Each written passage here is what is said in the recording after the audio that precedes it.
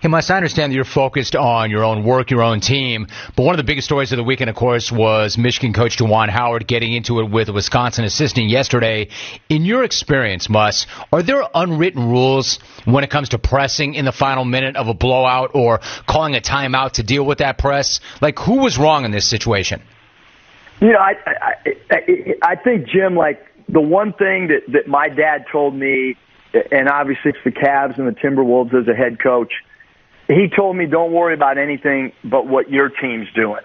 And I think that especially holds true in a late game if there's a double-digit lead. And, you know, so for me, whether a team's pressing, whether a team's not pressing, I always tell our guys, hey, look, we're going to play for 40 minutes as long as there's a scoreboard up there. We're going to play hard. You know, we understand clock management, and if we're on offense, we're going to run the clock out. If we're on defense and we have no chance late game, we're going to stay in a defensive stance, but we're not going to reach for the ball.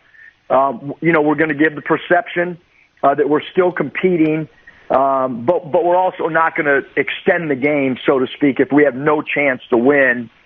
And then, obviously, the world that I grew up, Jim, meaning the NBA, the G League, you know, you're not part of a handshake line.